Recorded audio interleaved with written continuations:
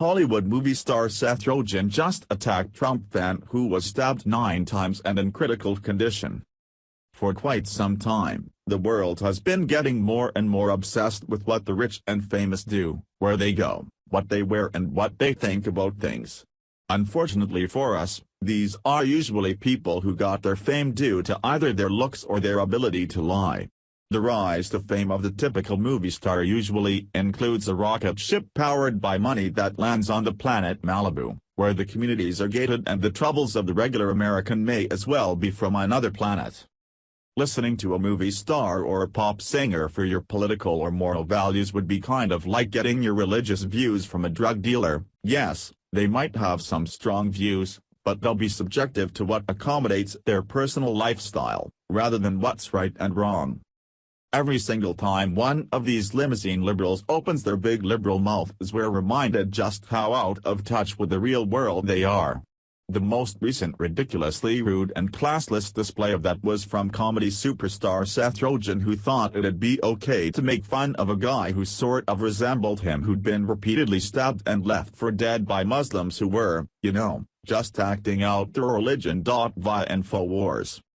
Actor Seth Rogen mocked the multiple stabbing victim on Twitter because the Trump supporter did not have health insurance, in another shocking example of vulgar leftist rhetoric. Tony Foreman was stabbed 9 times following a free speech rally in Santa Monica, California, last Saturday. The attackers, a Muslim Armenian gang, told Foreman, "You're getting the shank, white boy," before lunging at him with knives. Foreman had paraphernalia on his car that identified him as a Trump supporter. 2 male suspects, later identified as Edgar Kadzisrian, 30, and Arsen Bekverdian, 31, were arrested and charged with attempted murder and assault with a deadly weapon. Immediately after the vicious attack, instead of using it to reflect on the rising tide of anti-Trump hate crime that has swept the nation, the left exploited the stabbing to make fun of the victim for not having health insurance.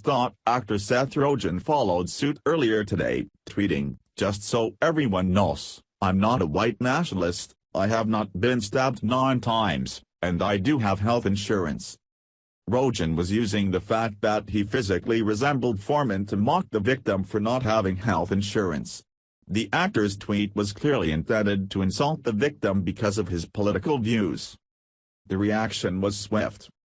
He is not outright or a white supremacist. He's a good guy with a big heart looking to fight for his country. "What's wrong with you, dude?" asked Mike Tokes. "I'm a Latino, so he's not a white supremacist. He's a kind person who doesn't discriminate. See him at the hospital and apologize," demanded congressional candidate Omar Navarro. In an age where everyone gets accused of being racist, making fun of someone that's been stabbed 9 times seems humorless, added another Twitter user.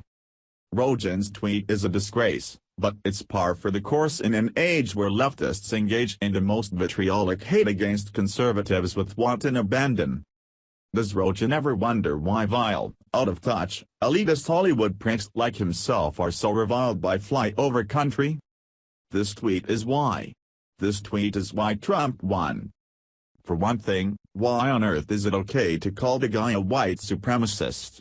I know it can't be his looks, since the whole reason he got attention is that he looked like Rogen. Maybe it's because he was at a Trump rally.